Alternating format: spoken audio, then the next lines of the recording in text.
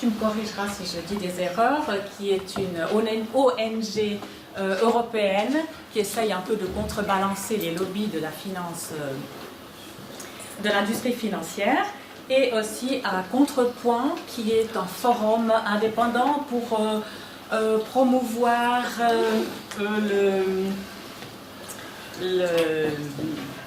comment on va dire, le développement durable et aussi socialement responsable de l'économie suisse. Et qui est aussi l'auteur de ce livre, La crise permanente et l'oligarchie financière et l'échec de la démocratie. De la démocratie, oui.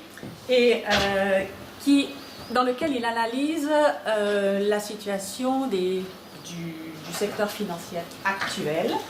Un secteur hautement complexe, un secteur qui est intentionnellement opaque et hermétique pour le commun des citoyens, dont je fais partie, et qui touche aussi ce commun des citoyens, et c'est ce que Marc nous dit aussi au quotidien, qu'il va nous l'expliquer. Le titre de la conférence choisie par le professeur Marc Chenet, c'est « La finance casino et ses risques systémiques ». Ce titre nous fait aussi un petit peu peur, surtout à une novice de mon genre, et je pense que je ne suis pas la seule dans la salle. Donc il nous fait un petit peu peur parce que cette notion de finance casino implique aussi la notion de jeu, de hasard, mais aussi de manigance et de manipulation. Et il y parle, je cite, des croupiers de la finance et des mercenaires de la guerre financière. Fin de citation. Sur un fond de déséquilibres financiers, sociaux et économiques. Donc, de quoi à la fois nous faire un peu frissonner, nous inquiéter, mais je pense surtout de quoi nous intéresser. Et nous intéresser particulièrement parce que justement, nous sommes tous concernés. Marc Chenet ne va pas seulement analyser la situation financière actuelle et nous l'expliquer, mais il va aussi évoquer un petit peu l'évolution qui nous a menés à cette oligarchie financière, et il va également nous soumettre des solutions, et il nous fait là des révélations vraiment édifiantes, vous allez voir. Marc, je te passe la parole avec grand intérêt. Merci. Merci.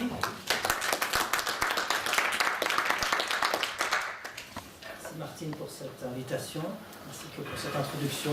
Je me réjouis d'être des vôtres. Je vous entends pas. Ah, je parlais plus fort. Oui. Je remercie. Ou le micro. Le micro peut-être. Ouais. Ça sera peut-être mieux, effectivement, si on sait comment il fonctionne. Merci. J'en prie.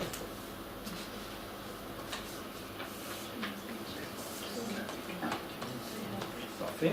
Voilà. Alors, vous m'entendez mieux? Une autre question technique. La caméra fonctionne-t-elle? Oui. Parfait. Il faut que je reste quelque part, il ne faut pas que je me trouve. Oui, enfin. D'accord. Alors, merci beaucoup pour cette invitation, ainsi pour ces quelques mots. Je me réjouis d'être des vôtres ce soir, de présenter ainsi mes idées, mon analyse de la situation. Je parlerai en mon nom et non pas au nom du département de banque et de finance. Précision, je ne souhaite pas vous faire frissonner la température actuelle, mais si on réfléchit ensemble, il est tard, le vocabulaire, le jargon financier et technique, donc j'essaierai de simplifier l'ensemble pour essayer de générer ainsi un débat, une discussion. Alors voici le menu pour ce soir. Je commencerai avec la faillite de Lehman Brothers, il y a environ 10 ans, mais pas un événement anodin. Faillite d'une bonne adresse, auraient dit certains collègues ou certains étudiants. La bonne adresse a disparu, tout à coup. Et j'essaierai d'expliquer selon quoi la faillite de cette banque est en réalité plus profonde, il s'agit de la faillite d'un système. Puis j'en viendrai à l'innovation financière débridée à laquelle nous sommes confrontés. Et puis j'essaierai de proposer quelques solutions. Nous ne souhaitons pas que vous plongiez dans une profonde dépression à la fin de l'implémentation. Alors effectivement, le processus, la banque a disparu le 15 septembre. Le 15 septembre 2008, le processus de liquidation a commencé à cette date. Et les analystes, les journalistes ont présenté cette faillite comme un événement imprévu, comme un coup de tonnerre dans un ciel bleu, en quelque sorte. Je prends le parallèle avec ici, avec un avion, avec un accident d'avion, souvent présenté comme un événement imprévu.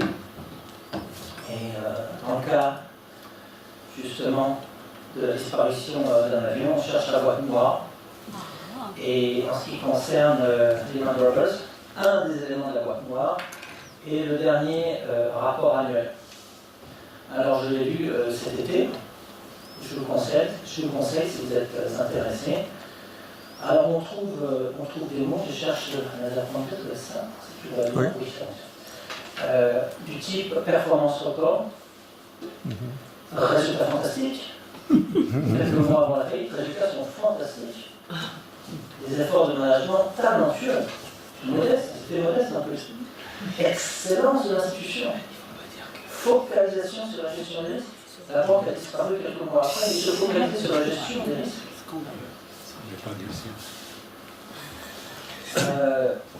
Il se félicitait d'avoir été classé premier en termes de trading algorithmique. Alors il s'agit des transactions réalisées à la micro ou à la milliseconde. Premier. Ils avaient été primés 42 fois dans divers domaines, bancaires et financiers. Ils s'intéressaient même à la durabilité, même à la mode, la responsabilité, et même les valeurs, les problèmes environnementaux étaient pertinents à leurs yeux. C'est même philanthrope. C'est ce qui ressort de ce document. Dernier instant, il s'agit d'un monument de propagande, pour être clair. Je continue. Vous connaissez ces agences de notation, Moody's et Standard & Poor's. Elles avaient attribué, encore quelques jours avant la faillite, de très bonnes notes.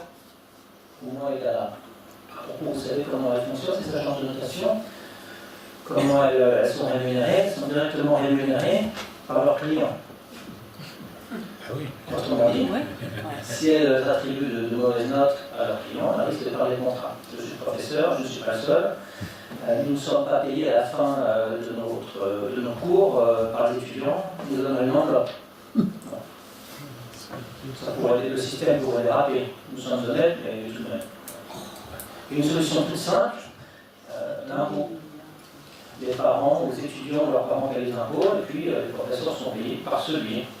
Ce n'est pas la solution qui a été retenue ici, donc ces agences sont directement rémunérées par leurs clients. Voilà, donc l'incitation à donner de bonnes notes, bien sûr. Entre parenthèses, il faut savoir le temps pris par ces institutions pour attribuer une note. Vous avez une idée? Une note, on va dire Volkswagen, Renault, la Grèce, l'Allemagne, la France, en moyenne. Le temps pour une personne. Vous avez 3 semaines, donc ça serait comment? Une semaine. Une semaine 2-3 heures. 2-3 heures. C'est très simple, on sait combien de personnes travaillent pour Moody's et combien de rapports. Parce qu'il ne s'agit pas seulement d'une note, il s'agit d'un rapport aussi, 200, 300 pages. Donc on divise l'un par l'autre, le nombre de personnes qui travaillent pour Moody's et d'autre part le nombre de rapports qu'ils émettent de notes, et on trouve 2-3 heures. Très efficace, n'est-ce pas? Comment peut-on évaluer la Grèce, l'Allemagne, Volkswagen en 2-3 heures moyenne? Bon. Alors tout de même que c'est une plaisanterie. Alors je continue la présentation, donc de très bonnes notes. Et l'ex-directeur de Lehman Brothers, M. Flood, avait quant à lui reçu à peu près $1,5 milliard entre 2008 et 2007. La banque a disparu et lui a perçu à peu près $1,5 milliard.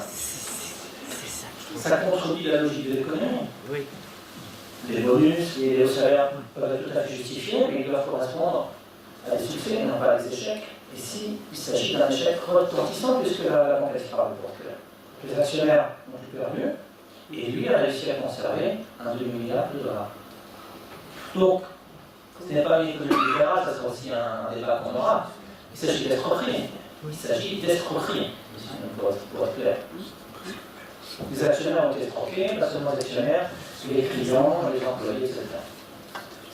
Monsieur Flood était too big to jail. Trop gros pour être emprisonné.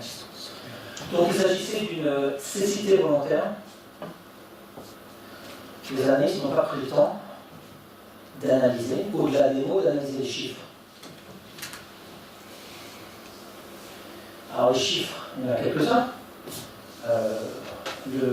Les montages douteux réalisés par Lehman Brothers, les produits complexes, les produits dérivés complexes, correspondant à environ 3500 milliards de dollars, c'est-à-dire 50 fois le bilan de la banque et 1500 fois ses capitaux propres.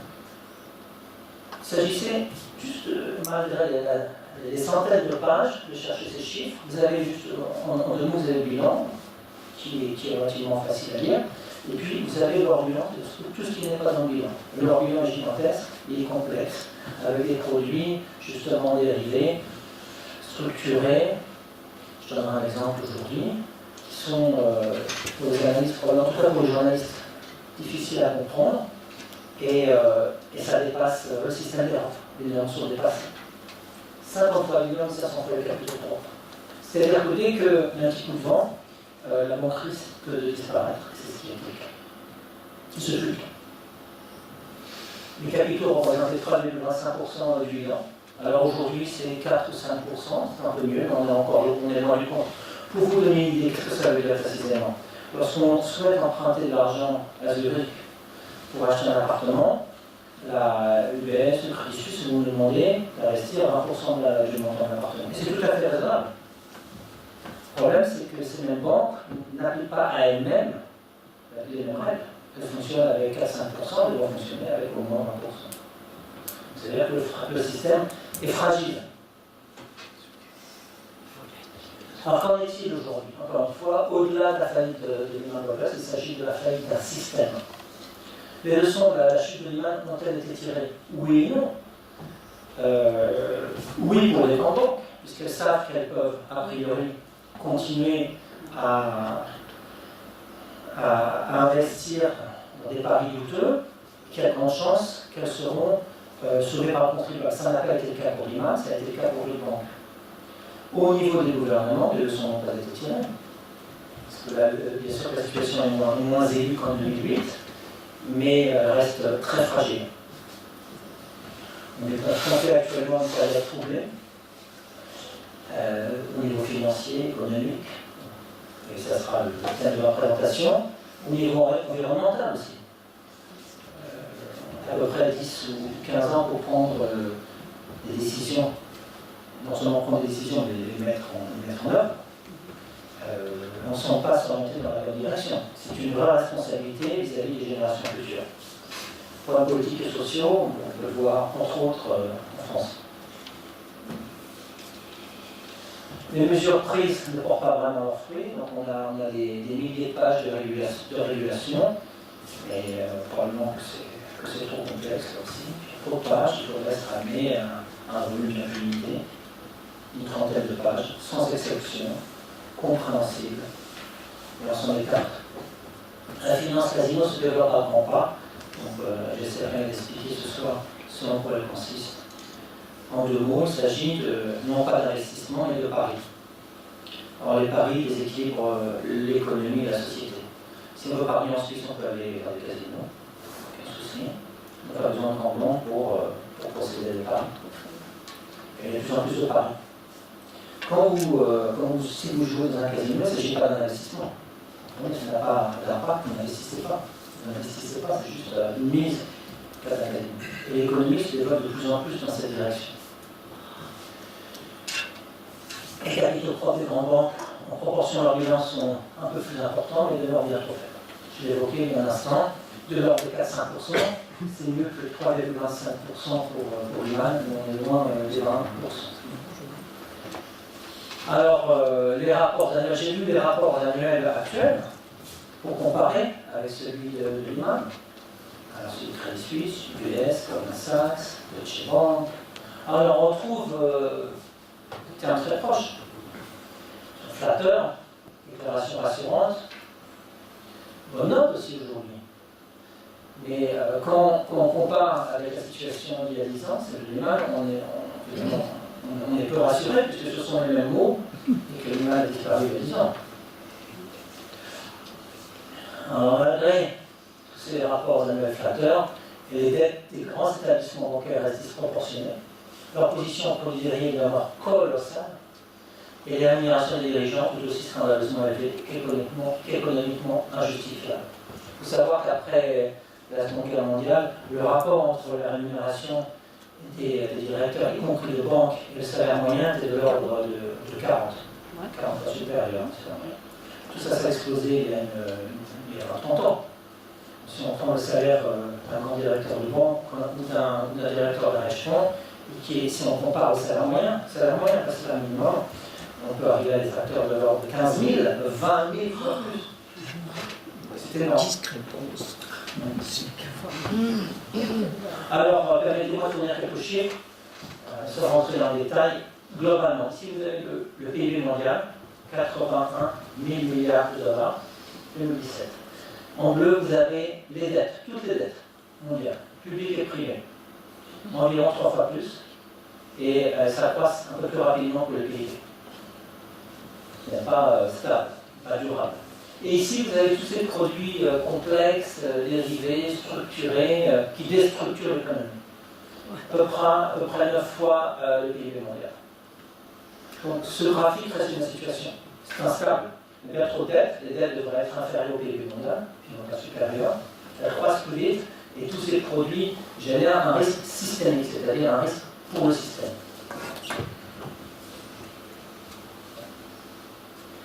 Quelques chiffres liés aux dettes. L'accroissement des dettes mondiales entre 2000 et 2005 correspond à celui observé entre 1950 et 2000. C'est-à-dire en 5 ans, l'accroissement des dettes correspond à celui observé pendant 50 ans. Dans la zone euro, les dettes croissent d'environ 100 millions d'euros par heure. Donc entre le moment où je vais commencer l'implantation et le moment où je terminerai, il y aura 100 millions d'euros de plus de dettes dans les euros. Donc le système actuel fonctionne sur la dette. C'est le business de la dette. Il faut de plus en plus de dettes pour espérer générer de la croissance, et on aurait besoin de croissance pour tenter de rembourser une partie des dettes. Au bout du compte, ça ne fonctionne pas. Il faut changer de paradigme. Alors, permettez-moi, afin de comparer, de m'intéresser brièvement aux banques qui n'ont pas disparu en 2008 et de comparer leurs chiffres avec ceux de Lehman. Goldman Sachs. 48 900 milliards de dollars de valeur nominale de produits dérivés en 2017. 53 fois le total de son bilan, c'était 50 pour Lehman Brothers, et 568 fois le montant de ses capitaux propres, c'était 1500 fois. On peut dire c'est mieux, mais enfin, ça reste dément, ça reste colossal, et ça reste dangereux. UBS et Crédit Suisse. Le total du bilan de l'UBS et du Crédit Suisse correspondait respectivement à plus que le PIB suisse, 119 et 137% du PIB suisse, en 2017. Moi j'en viens à ce qui est hors bilan, justement, ce qui est caché sous la table. La valeur nominale des produits dérivés, traités par Crédit Suisse. 28 800 milliards de francs, 36 fois le total du bilan, 687 fois le capitaux propres. Encore une fois, pour Lehman c'était 1500, là c'est 687. Pour Lehman c'était 50, ici c'est 36 fois. On va dire c'est mieux, mais enfin, ça reste très dangereux. C'est-à-dire environ 42 milliards de francs pour le capitaux propre. C'est encore 43 fois plus grand que le PIB suisse, 43 fois plus grand que le PIB suisse, vous voyez bien. Et correspond à 37% du PIB mondial, à folie des grandeurs. Une banque en Suisse, ses produits dérivés, hors bilan, 43 fois le PIB suisse, 37% du PIB mondial. Pourquoi? L'économie suisse, l'économie internationale, aurait-elle besoin de ces chiffres de mesure? Certainement pas. On va encore terminer. Trop rapide.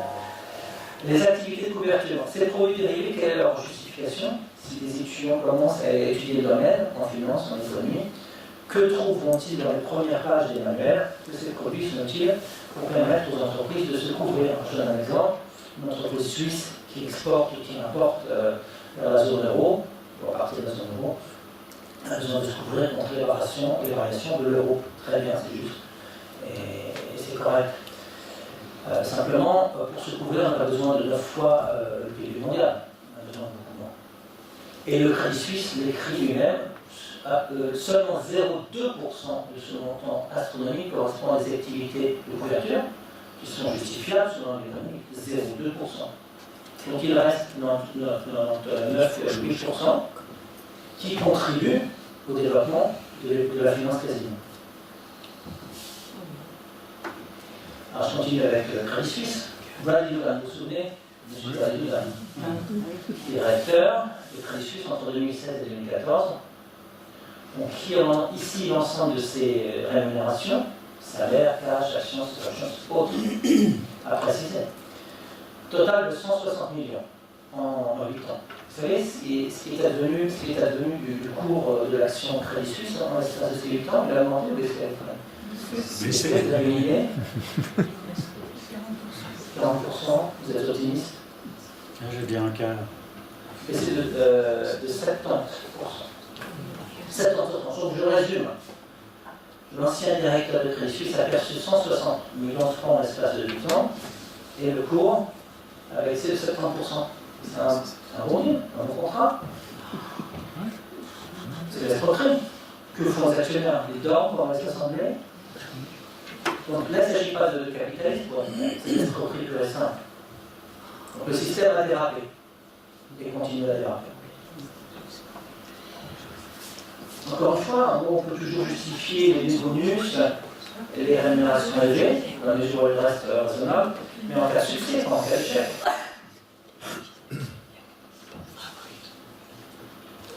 UBS, alors UBS est un peu moins élevé que pour Crédit Suisse. Ces produits dérivés correspondent à 20 fois le total du bilan, 361 fois capitaux propres, 28 fois le PIB suisse, tout de même.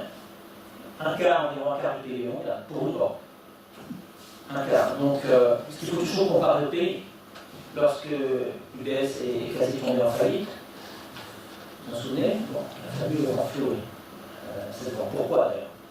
Selon la doctrine libérale, les entreprises sont susceptibles, n'importe quelle entreprise est susceptible de tomber en faillite si elle prend une mauvaise décision. Au jour d'aujourd'hui, nous avons environ une trentaine d'institutions au niveau mondial qui sont systémiques, c'est-à-dire qui sont persuadées qu'elles ne tomberont jamais en faillite. Et ces 30 institutions sont, comme par hasard, des institutions financières. Donc, les contribuables assument les risques sans qu'on leur ait demandé s'ils étaient d'accord. Dans un fonctionnement démocratique d'un pays, d'un État, on s'attendrait à ce qu'on demande aux contribuables s'ils sont d'accord pour renflouer ces institutions au cas où. Autant que je sache, personne ne nous a demandé, ni ici ni ailleurs. Donc ça incite ces institutions à s'engager à prendre de plus en plus de risques, puisqu'elles savent qu'elles pourront privatiser les profits et socialiser les pertes. C'est une logique dangereuse. Continuons avec l'UBS. Ici, vous avez les profits et dividendes par action. En bleu, les profits. Ici, les pertes, bien sûr, en 2007, 2008, 2009. À nouveau, les profits, etc. Et ici, en orange, les dividendes. Donc, ça a tout à fait un sens. En cas de profit, en bleu, vous voyez ici, les dividendes peuvent être distribués aux actionnaires. Ici aussi. Puis en cas de perte, bien sûr, il n'y a pas de dividende. Logique. Donc, si on s'intéresse au bonus du management, là, c'est un peu moins logique.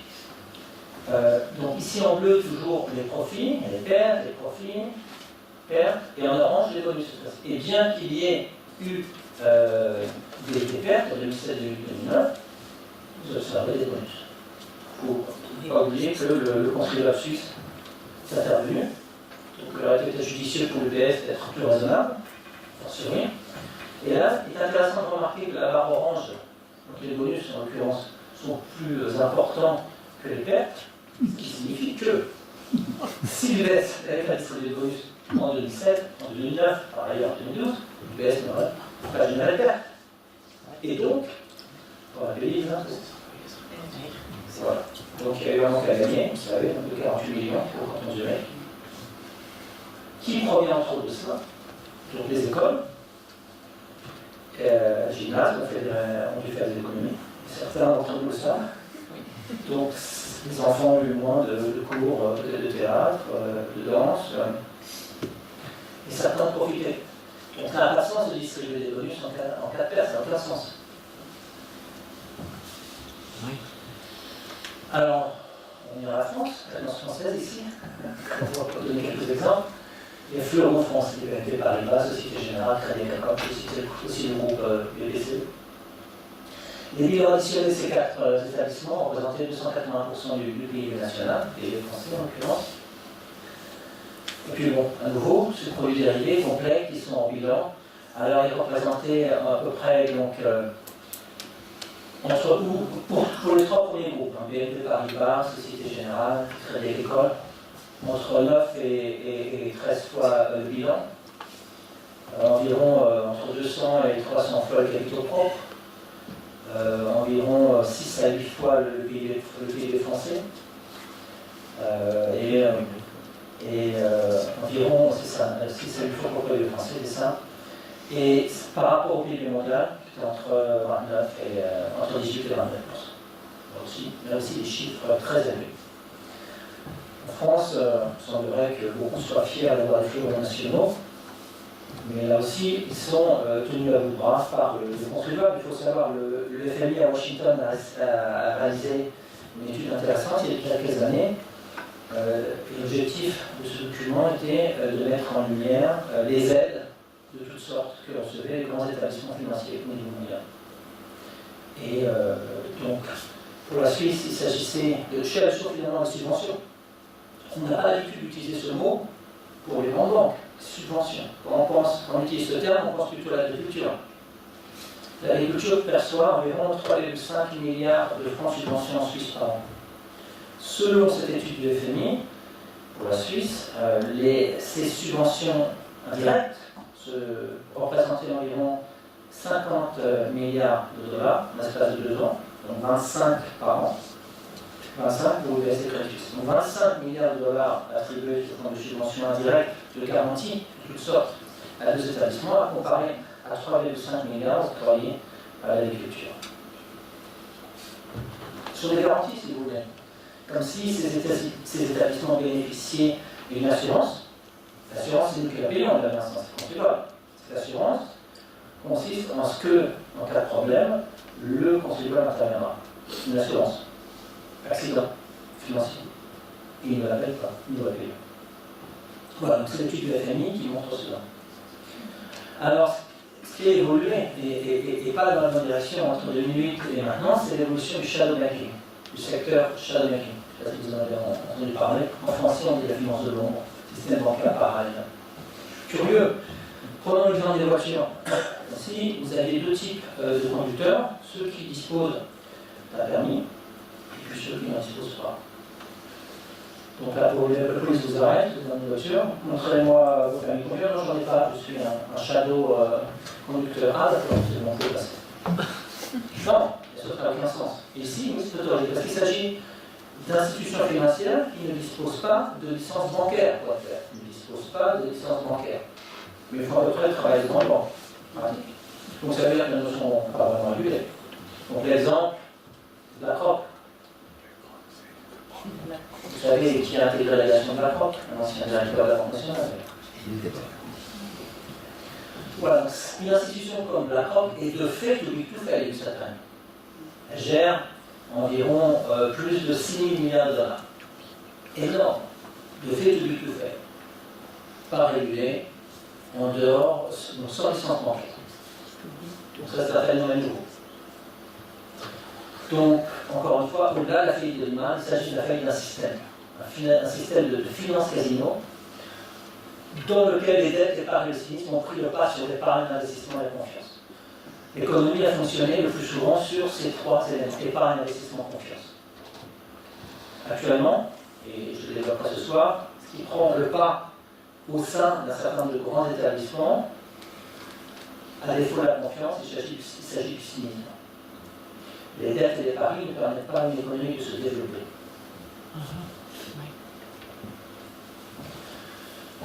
Alors j'ai fait allusion aux avantages dont bénéficient ces établissements, garanties en tout genre. Ces garanties contredisent l'esprit du libéralisme dans lequel elles se drapent.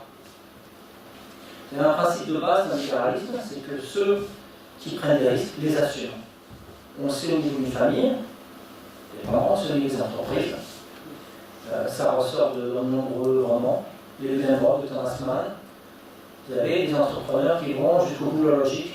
Ça mène parfois à la mort, mais ils assument leurs risques. Nous, on a affaire au cœur du système financier, et le système financier est lui-même au cœur de l'économie, à des individus comme l'a dit Boulan, et on pourrait en citer de nombreux autres, qui prennent des risques, mais qui ne les assument pas, et qui disparaissent, en l'occurrence pour lui, avec 160 millions de francs suisses. Donc, ils se drapent dans les habits du libéralisme, mais ce qu'ils font est contraire au principe de base. Il suffit de lire les textes pour s'en convaincre. Alors, j'ai fait allusion ici, vous voyez, au déséquilibre actuel. Cette situation génère des déséquilibres. Alors, la distribution des revenus peut illustrer aussi ces déséquilibres. Ici, j'ai indiqué distribution attendue des revenus. Attendue. Pourquoi attendue? On pourrait s'attendre à ce que, si vous avez la population, environ 7,5 milliards de personnes, on pourrait s'attendre à ce qu'ici les plus riches perçoivent 10 millions par an, et puis pour les moins riches, peut-être 1 000, 2 000, 3 000 dollars ou francs par an. Attendue de ce type. Qu'est-ce qu'on observe en réalité? Vous avez une idée? Je vais vous montrer. Que voit-on? Rien. Et pourtant, il n'y a pas de technique, maintenant tout fonctionne, on ne voit rien. On ne voit rien, pourquoi? En fait, c'est ici. C'est pas ça. Ah, c'est horizontal, c'est ça. Pourquoi? Parce que au lieu de mettre 10 millions, j'ai mis 4 milliards. C'est la différence. Donc vous avez son individu qui perçoivent 3 ou 4 milliards par an. 0,1%, qui proviennent de cette oligarchie financière. Et puis, vous avez le reste de la population. Donc, 70% de la population mondiale survit avec moins de 10 dollars par jour. Là, c'est pauvre. Et puis, vous avez d'autres pays et d'autres classes de la population. Le Brésil, vous avez une partie de la population, bien sûr, qui survit avec moins de 10 dollars par jour. Mais en moyenne, dans un pays comme le Brésil, le salaire est de l'ordre de 10 000 dollars par an. Invisible par rapport à 3 ou 4 milliards. En Suisse, avec un salaire de l'ordre de moyen de l'ordre de 60 000 70 000 francs par an, invisible aussi. Par rapport à 3 4 milliards. Au bout du compte, 99,9% de la population est invisible. Ça a bien sûr des répercussions, non seulement financières et économiques, mais aussi sociales et démocratiques. Puisque il est assez facile pour ceux qui sont là d'acheter des journaux, des entreprises médiatiques, comme nous, Tiffany.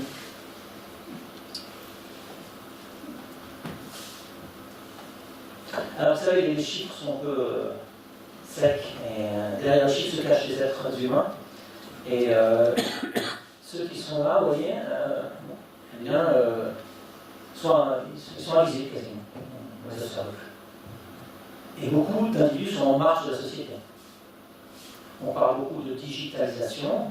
Tout le monde n'est pas fait pour être informaticien, pour gérer les ordinateurs, mais comme je le suis. Et beaucoup sont en marge, et de plus en plus. Donc, il va falloir trouver des solutions par rapport à cela. Autre caractéristique de la finance casino, ici je représente en Europe le cours des actions en bleu et le bénéfice des mêmes entreprises. Donc le cours des actions des plus grandes entreprises en Europe comparé à leurs bénéfices. Alors, un étudiant qui commencerait à étudier l'économie ou la finance va tout de suite dire oui, on s'attend à ce que le cours des actions représente le bénéfice des entreprises. C'est la presse dans les premières pages d'un manuel. Mais toujours une différence entre la théorie et la pratique, en l'occurrence aussi ici. Donc, bien sûr, je ne suis pas en train de dire qu'il faudrait que ça soit exactement, qu'il faudrait que les cours soient exactement égaux aux bénéfices, mais on s'attend quand même à une convergence. Et là, on observe une divergence. À quoi est due cette divergence? À la politique des banques centrales, qui consiste à injecter des montants énormes d'argent dans le secteur financier, dans l'espoir que le secteur financier va investir dans l'économie, va relancer vraiment l'économie. Et dans ce cas-là, on va observer l'inflation, ce n'est pas le cas, pas vraiment. Donc cet argent reste stable dans le secteur financier, et au lieu d'observer une inflation des biens et des services, on observe une inflation des actions, du prix des actions, et déconnecter l'économie. Alors quand, justement, l'écart est trop important, on a une crise. On ne peut pas continuer trop longtemps comme ça, on a une crise, puis ça recommence. Même chose aux États-Unis. Là, vous avez les bénéfices des plus grandes entreprises, S&P 500, et le cours de leurs actions. Et là aussi, vous observez divergence. Cela contredit la logique de l'économie. C'est ça, c'est une dimension du risque systémique, le risque du système. Parce que quand la divergence est trop grande, il y a un rééquilibrage. C'est la même chose financière. Donc on est confronté à la montée en puissance de la finance casino. J'ai essayé d'écrire précédemment, avec un découplage justement entre le marché d'actions et les profits d'entreprise. Une croissance atone, sous perfusion de dettes, de plus en plus de dettes pour générer la croissance, comme mentionné précédemment. Et c'est ça, donc la montée en puissance des paris spéculatifs à court terme, qui déstabilisent l'économie. Mais au-delà des aspects techniques, parce que si je m'arrêtais là, on pourrait se dire, c'est très simple, on connaît des solutions, on va réduire la dette, on va diminuer l'encours des produits dérivés complexes, etc. Mais au-delà de ces aspects techniques, des aspects moraux, la crise économique, la crise financière, l'instabilité financière est liée à une crise des valeurs, et qui est pernicieuse, qui est pire à certains points, une crise des valeurs. Une question que je pose souvent aux étudiants, quelles sont vos valeurs, quelles sont les miennes, c'est essentiel de savoir où on en est. Et c'est un thème qui semble être tabou en économie ou en finance. Alors j'aimerais illustrer ce point avec plusieurs exemples. Plusieurs personnes, Jérôme voilà, qui a travaillé pour la Société Générale et qui a été accusé d'avoir généré une perte de 4,9 milliards d'euros. Il est allé en prison, il aura du mal à rembourser. Et curieusement, son employeur, la Société Générale, n'a jamais été acquitté. Les deux avaient cette même responsabilité. Alors la police a saisi ses courriels, et donc je vous lis un des courriels, ce que la police a saisi en France. Dans une salle de marché, le modus operandi idéal tient en une phrase. Savoir prendre le maximum de risques pour faire gagner à la banque le maximum d'argent. Au nom de telles règles, les principes les plus élémentaires de prudence ne pèsent pas lourd. Au sein de la grande orgie bancaire, les traders n'ont donc juste droit à la même considération que n'importe quel prostitué de base. La reconnaissance rapide que la recette du jour a été bonne. Premier exemple. Second exemple, M. Touré. Vous dites quelque chose? Je vous recommande le film Inside Job.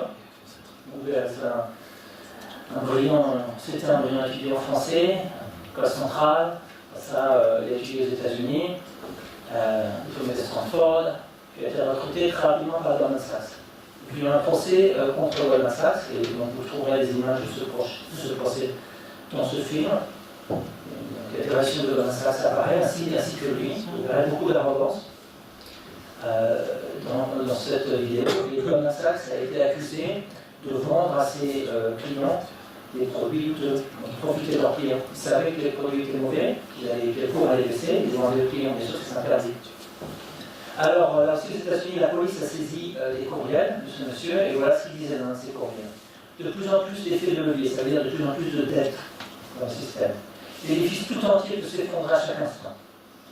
Quand je pense que c'était un peu moi qui ai participé à la création de ce produit, le genre de truc que tu inventes en te disant, et si on crée un truc machin qui ne sert absolument à rien, qui est complètement conceptuel et hautement théorique, et que personne ne sait pas ce que c'est, que personne ne sait évaluer. Personne ne sait combien ça vaut. Ça fait mal au cœur de voir que ça implose en vol. C'est un peu comme Frankenstein qui se retourne contre son inventeur. Un trader américain qui a écrit un intéressant article dans le New York Times s'impoque. Durant ma dernière année à Wall Street, mon bonus était de 3,6 millions de dollars. Et j'étais furieux. Car ce n'était pas assez. J'avais 30 ans, pas d'enfants, pas de dette à rembourser, pas d'objectif philanthropique à l'esprit. Je voulais plus d'argent pour exactement le même motif qu'un alcoolique. A besoin d'un travail. J'étais intoxiqué. Non seulement je n'avais pas à trouver des solutions aux problèmes du monde, mais j'en profitais. Donc je résume 3 exemples. Le premier individu se trouve par une prostituée, le deuxième à Frankenstein, et le troisième indique qu'il est drogué. Ça s'appelle une crise des valeurs. Elle devrait être traitée dans le cadre d'institutions académiques, comme celle-ci, comme l'Université de Zurich. Ce sont des problèmes essentiels qui ne sont pas traités aujourd'hui. Alors qu'elle n'a pas traité. Pas vraiment, quasiment pas. Je continue avec une déclaration de M. Craig Bronfein, qui est directeur encore aujourd'hui de Goldman Sachs, qu'a-t-il déclaré en 2009 qu'il accomplissait l'œuvre de Dieu. Tout simplement. Donc ça, c'est du cynisme à l'état pur. Je continue avec un autre exemple. Vous avez peut-être vu cette publicité, une dizaine d'années. Donc la pénurie alimentaire représenterait une grande chance. La question qu'on se pose, c'est pour qui cette grande chance? Donc des rendements financiers intéressants. Vous savez, juste avant, j'ai parlé de cynisme, donc c'est pour ça que je lance cette publicité. En quoi la pénurie alimentaire pourra représenter une chance? Et pour qui? Vous savez combien d'enfants meurent chaque jour en moyenne du fait de pénurie alimentaire? Vous avez une idée? Environ 6500 enfants chaque jour, parce qu'ils sont justement confrontés à la pénurie alimentaire. Donc ils ne devraient pas sourire, ces enfants ne devraient pleurer, pour être clair. Lorsqu'on s'attend à des rendements élevés, c'est que c'est très simple, c'est-à-dire que les prix montent. Vous investissez à un certain moment, à un certain prix, vous demandez à ce que le prix monte.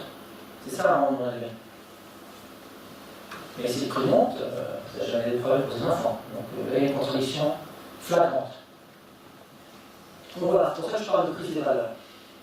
Et c'est là qui est inquiétante. Parce que peut-être qu'on sait moins la traiter. Parce qu'elle n'est pas technique. Et je pense qu'on a besoin d'une autre formation, tout simplement. Dans le domaine économique et financier. Formation interdisciplinaire. Parler, non pas seulement de cru, mais parler de valeurs. Encore une fois, les étudiants, la société, les professeurs. Ça, c'est essentiel. Après ça, on peut parler, on peut évoquer des aspects plus techniques. Alors, j'en viens maintenant à l'innovation financière. Pourquoi? Qu'a déclaré M. Touré ici, il évoque un truc que tu inventes en te disant si on crée un machin qui ne sert absolument à rien, qui est complètement conceptuel, complètement théorique, que personne ne sait pas, etc. À quoi fait-il allusion? Justement à ces produits complexes, dérivés, structurés, qui représentent environ 9 fois le PIB mondial. C'est ce qu'on appelle publiquement l'innovation financière. Implicitement, les mots ont un sens toujours. L'innovation est perçue positivement, toujours. Mais si l'économie et la finance sont vraiment des sciences, elles doivent se poser les mêmes questions posées aux sciences, la physique, la biologie, la médecine. Tout ce qui est techniquement possible n'est pas obligatoirement souhaitable. Rappelez-vous de ce qu'a écrit Einstein au sujet de la bombe atomique. Beaucoup d'exemples comme ça. Encore une fois, en médecine, en biologie. Donc, en quoi l'innovation financière serait-elle toujours positive? Si vous lisez les médias, elle est présentée comme étant effectivement positive. Elle peut être positive, bien sûr, mais elle peut être négative. Il faut considérer les deux aspects. Alors, je suis rentré en plus je vais considérer un exemple et pour essayer d'approfondir le sujet, mais de manière simple. Donc, cette innovation est liée au développement des produits justement complexes. Alors, on peut se poser la question de savoir en quelle mesure ces produits sont utiles. Ces produits sont utiles dans la mesure où ils permettent de couvrir les risques. Donc, j'ai évoqué précédemment l'exemple d'un entrepreneur suisse qui aurait des activités dans la zone euro. Effectivement, ces produits sont utiles, mais on n'aura pas besoin de 9 fois le PIB mondial. On aura peut-être besoin de 20, 30, 40% du PIB mondial, pas 9 fois le PIB mondial.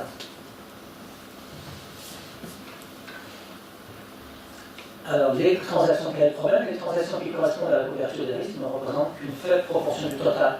Peut-être 4-5% du total est utile pour l'économie. Donc 95% déséquilibre l'économie et la société. Donc ça, c'est l'argument que j'ai évoqué. Si ces produits étaient vraiment utiles en termes de couverture, ils ne devraient pas représenter 9 fois le PIB mondial. Et ils génèrent un risque systémique. C'est l'idée des pompiers pyromanes. Ces produits sont présentés et vendus par les institutions financières comme permettant aux entreprises de se couvrir, mais comme c'est fait à une telle échelle, à une échelle démente, bien que finalement, ces produits eux-mêmes génèrent des risques pour l'ensemble de la société. C'est la logique du pompier pyromane. Alors je donne un exemple pour être clair. Un exemple d'un produit complexe. Crédit default swap. Alors, si vous ne savez pas ce que c'est, bon, vous pouvez aller sur Google. Vous allez rentrer sur Google. C3S, CDS, et vous allez trouver une définition. c'est un produit dérivé qui permet à son détenteur de s'assurer contre le risque de défaut de paiement d'une entité de référence. Vous voyez déjà le charbon. Il est 7h30 environ, on est fatigué, on dit qu'est-ce que vous voulez dire là-dedans. Alors, et sachez, comme je l'ai dit, effectivement que c'est fait exprès. La complexité en économie n'est pas naturelle. En physique, elle est complexité naturelle. Complexité en économie est surfaite, est artificielle. Ça donne envie au commun des mortels, après 1 minute à la télévision, à la radio, après qu'on a entendu un économiste parler, de changer de chaîne, de faire autre chose, parce qu'on décroche, en quelque sorte. Alors qu'il devrait être capable de s'exprimer clairement. Alors, j'illustre cette définition avec un exemple pour que les choses soient claires. J'essaie de traduire du français vers le français.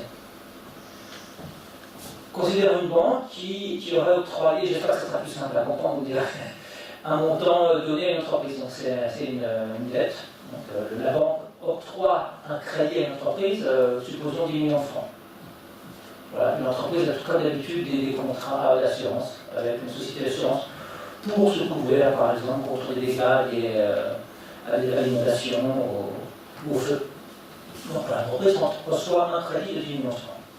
Si après un certain temps, la banque craint que l'entreprise ne puisse pas rembourser ces 10 millions de francs, elle va acheter un CDS, donc crédit de soi. Qu'est-ce que ça veut dire? C'est une couverture, c'est une assurance. Si l'entreprise ne rembourse pas les 10 millions de francs, X correspond à 1 million, mais seulement une partie, par exemple 3 millions, et bien la banque va activer son CDS et va recevoir de la part de la compagnie d'assurance la différence, 7 millions. Est-ce que c'est clair? Encore une fois, c'est une sorte d'assurance. Assurance contre le défaut de l'entreprise qui a perçu ce crédit. Si l'entreprise ne rembourse pas, la banque est couverte. Elle active son contrat. C'est comme une assurance voiture. Il y a un accident, vous activez votre contrat d'assurance et vous percevez un certain montant. C'est ça l'idée. Donc, sur cette base, ce contrat est utile puisqu'il permet à la banque de se couvrir. Alors, je continue avec cet exemple. Je reviens un peu en arrière. Et si vous utilisez Google, vous allez trouver une petite remarque. J'ai trouvé cette phrase. Il n'est pas nécessaire d'être effectivement exposé au risque sur l'entité de référence pour entrer dans un contrat CETA. Encore une fois, toujours ce jargon complexe. Vous savez, c'est écrit petit comme pour les médicaments, vous savez. C'est effets secondaires, il faut prendre les lunettes pour savoir exactement ce que ça veut dire, il faut se méfier. Donc, et là, la phrase est bâtie de manière intelligente parce qu'elle commence par 4 mots. Il n'est pas nécessaire. Donc on voit ça, oui, c'est positif, il n'est pas nécessaire. Mais on a plus de degrés de liberté. Magnifique. Mais est-ce que c'est positif ou est-ce que c'est négatif? Et il n'est pas nécessaire de, ici il faut aller un peu plus loin, d'être effectivement exposé au risque, etc. Donc ça veut dire, pour résumer, ça veut dire qu'il n'est pas nécessaire d'être exposé au risque pour acheter une assurance. Pourquoi on aura besoin d'une assurance si on n'est pas exposé à un risque? Qu'est-ce que ça veut dire? C'est ça que ça veut dire. Ouais, bien d'accord. Il n'est pas nécessaire d'être exposé à un risque pour acheter une assurance. Donc je continue les exemples avec les voitures. Vous ne possédez pas de voiture, mais vous avez le droit, mais libre, vous avez le droit d'acheter une assurance auto. Qu'est-ce que ça veut dire? Mais qu'est-ce que ça veut dire? Alors ce que ça veut dire, précisément, c'est que vous pouvez acheter une assurance auto sur la voiture de votre voisin. C'est ça que ça veut dire. Vous pouvez acheter une assurance auto sur la voiture de votre voisin. Et qu'est-ce que vous incitera à faire son voisin? Qu'est-ce qui nous incitera à faire, à votre avis? Qu'est-ce qui pourrait nous inciter à acheter une assurance auto sur la voiture de votre voisin? Le voisin pourrait être alcoolique. Pourrait être, voilà, exactement. Voilà, il pourrait conduire très mal. Voilà. Donc, c'est ça l'idée. C'est-à-dire que si on sait que le voisin conduit très mal, la force sécurité alcoolique, on va peut-être être incité à acheter des assurances auto sur sa voiture. Soit disant assurance auto. Et puis, après tout, puisque le marché est régulé comme c'est le cas, pourquoi une? Pourquoi 100 trucs, pourquoi pas 10, pourquoi pas 100? Tout est possible. C'est le cas avec les CDS. Et puis, si on en achète autant, on va pas rester passif. Pendant que le voisin regarde la télévision le soir, et boit une bière, on va peut-être aller dans son garage, et puis s'assurer qu'il va avoir un accident le lendemain, donc on va manipuler un peu sa voiture. Vous comprenez? C'est général des incitations, de manière à être sûr que le voisin il y a un accident le lendemain. Alors bien sûr, c'est interdit avec les voitures, et c'est interdit avec toutes les assurances. Mais ici, c'est possible, encore aujourd'hui, malgré les milliers de pages de régulation.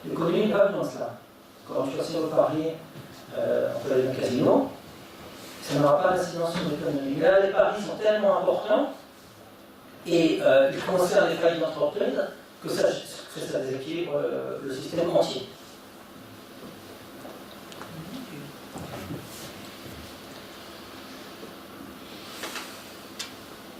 J'ai un autre exemple qui suit celui-là sur la nocivité de certains produits. Vous avez peut-être vu cette publicité dans la SSL, alors bien régulièrement. C'est bien d'analyser le produit rapidement avant que vous mettiez des erreurs. On aurait peut-être un investissement. Alors là aussi, c'est trois séquences par 3 lettres. C'est pas CDS, c'est BRC, BAC, cosmifié.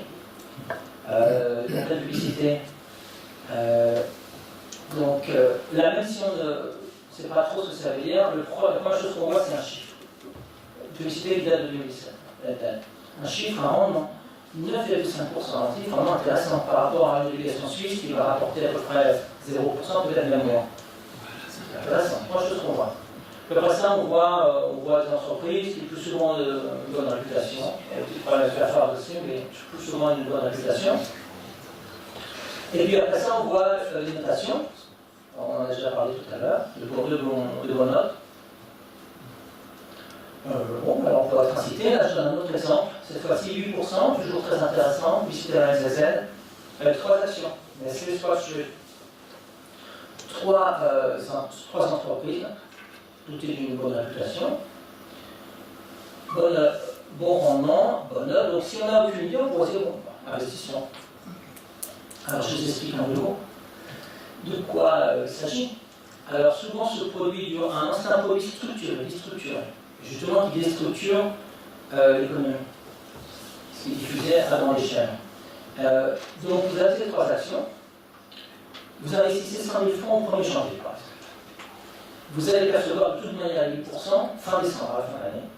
8%, 8 000 francs, très bien.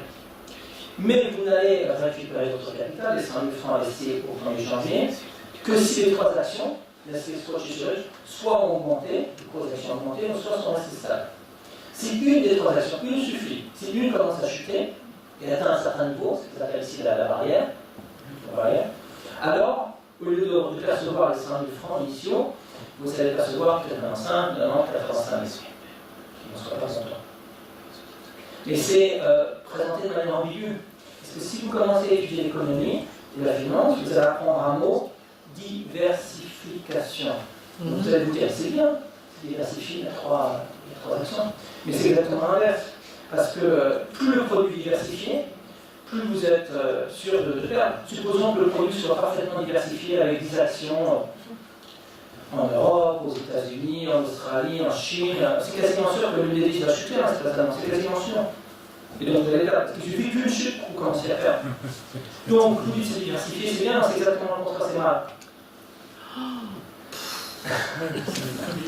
Je vous en prie de vous dire. Je dis, c'est écrit en première ligne, c'est ayant la dynamique de bon. Oui, c'est ça. C'est moi qui écris, ne l'écris pas. Ah, c'est bon. Ça ne veut pas vous faire moi.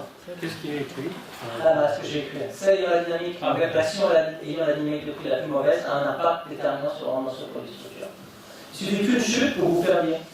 Et dans le cadre? Dans ce cas, ça c'est la publicité. Si vous regardez dans les SS, ça, vous le verrez pas dans les SS. Dans le cadre en... Allez, pardon.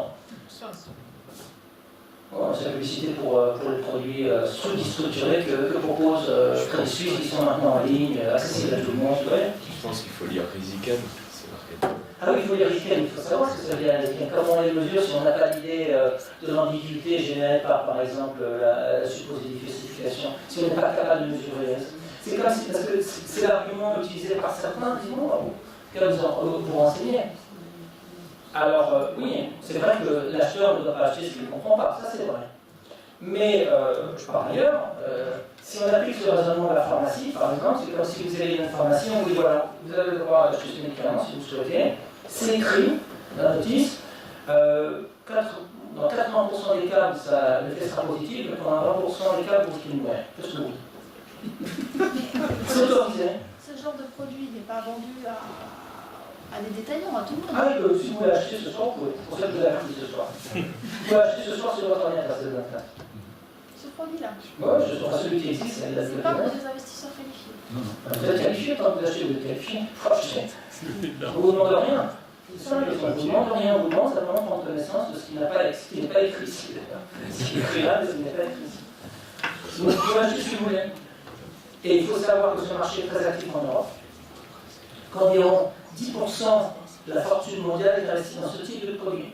Donc vous avez des individus qui ont travaillé toute leur vie, qui ont 65 ans peut-être, qui préparent leur retraite, qui ont des entrepreneurs, qui disent maintenant je vais faire attention à mes enfants, aux petits-enfants, je vais investir dans ce type de produit. En hyper en moyenne.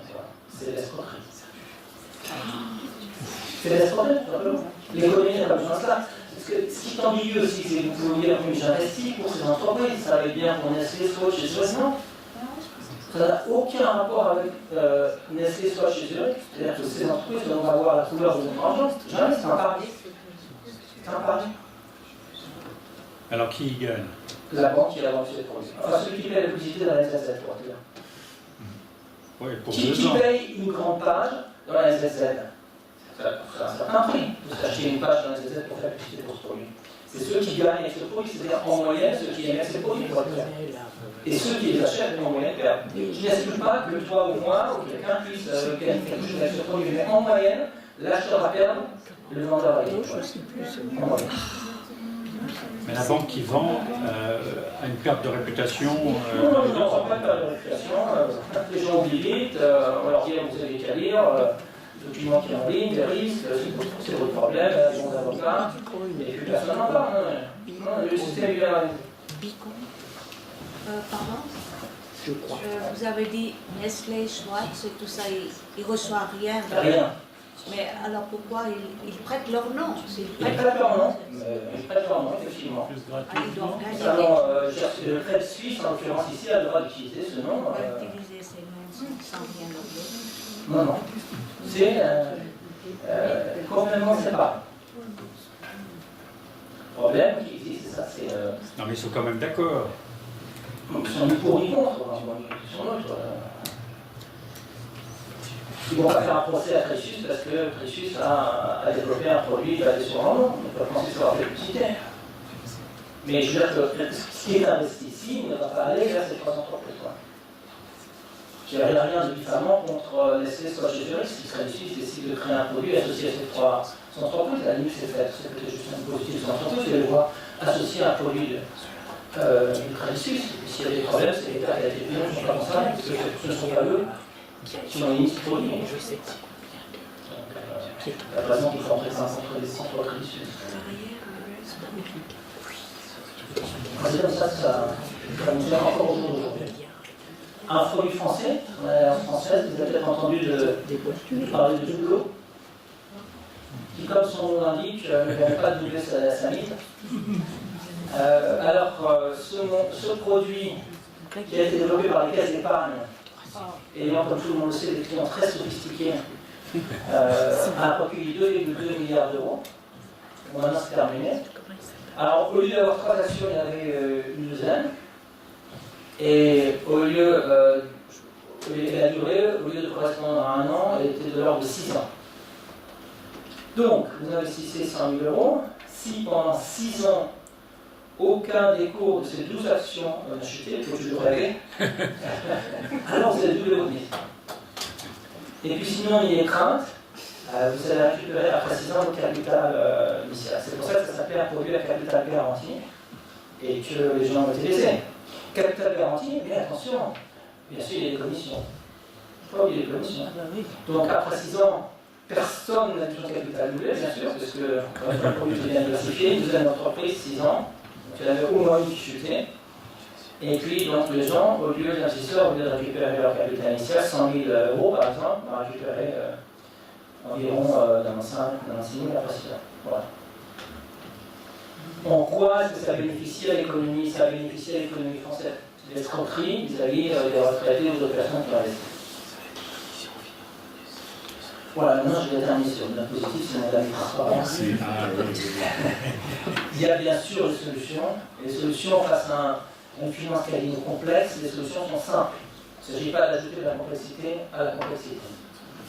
Alors, certification des produits financiers.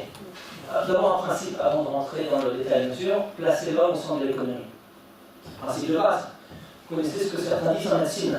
L'opération a réussi, mais le malade est mort. Donc, souvent on entend cela aussi en économie, mais ça sera bon pour vous. Ça sera bon pour la population, mais bon, si la population n'en est pas convaincue, c'est peut-être qu'il y a un problème en fait. Donc, il faut placer les contraintes humaines au cœur du problème. C'est pour ça que je reviens à l'éducation, il faut que l'économie soit interdisciplinaire, qu'elle intègre d'autres matières. Après ça, je commence à se décliner à partir d'un certain nombre de mesures. Certification des produits financiers. Dans toutes les branches industrielles, vous avez certification des produits. Branche automobile, pharmaceutique, l'innovatisme ne peut pas du jour au lendemain mettre un produit sur le marché. Il existe Swissmedic, ce n'est pas parfait bien sûr, mais ça a le mérite d'exister. Il faudra un Swiss Finance pour que ces produits que j'ai mentionnés précédemment soient contrôlés avant qu'ils ne soient sur le marché. Que les banques qui souhaitent émettre ces produits justifient en quelques pages, de manière simple, dans un langage simple, ce en quoi ces produits sont utiles pour la Suisse, pour les entreprises suisses, pour les familles qui souhaitent investir. Donc ça existe dans toutes les branches, sauf ici dans ce cas-là, exception. Excusez-moi, je reviens en arrière. Amélioration et simplification de la régulation, j'y ai fait allusion. Les régulations dites de BAL 1 correspondent à une trentaine de pages, BAL 2, 300, on en est à plus de 600 avec BAL 3, plus les autres régulations au niveau mondial. C'est contre-productif, parce que les petits établissements ont du mal à suivre, les petites banques, et ont tendance à se faire racheter par les grandes banques. Donc le fait est qu'aujourd'hui, les grandes banques sont plus grandes qu'il y a 10 ans. C'est pire. Plus les banques dites systémiques ont pris plus de pouvoir. Donc, une trentaine de pages sera suffisant. Ce n'est peut-être du Glass-Steagall Act, donc c'est l'ensemble des régulations mis en place par le président Roosevelt en 1933. Trentaine de pages. Séparation des banques, des dépôts et des banques d'investissement. Ce n'est pas une utopie, ça a fonctionné entre 1933 et 1999. C'est-à-dire qu'il y a eu beaucoup moins de crises bancaires durant cette période de temps. Le président Clinton a pris la décision en 1999 d'appliquer ces lois et parce qu'il était en contact direct avec les lobbies financiers. Donc, une trentaine de pages suffirait amplement. Séparation, donc c'est l'idée de ce Glass-Steagall Act, séparation des banques entre banques de dépôt et d'investissement, pour éviter que les banques qui jouent au casino ne fassent avec les dépôts des clients. Veiller à ce que les bonus soient en adéquation avec les profits, bien sûr. Je citais les Balidodan, les exemples sont nombreux, sont légion. Les bonus sont justifiés, mais il faut qu'ils correspondent à des succès et non pas à des échecs. Forte réduction de l'endettement des banques systémiques. L'endettement est énorme, le système fonctionne sur la base de la dette. Comme je l'ai indiqué précédemment, la dette est un business actuellement. Introduction du microtaxe sur tous les paiements électroniques. C'est une idée de Félix Boulière, Anthony Félix qui est ici ce soir, qui me fait l'honneur d'être là. Quelle est l'intuition? En Suisse, nous avons des paiements électroniques qui correspondent à environ, qui correspondent au moins à 100 000 milliards de francs. C'est-à-dire, c'est 1 plus 14 zéros. En fait, le soir, j'indique 1 plus 14 zéros. C'est à peu près 160 fois le PIB suisse.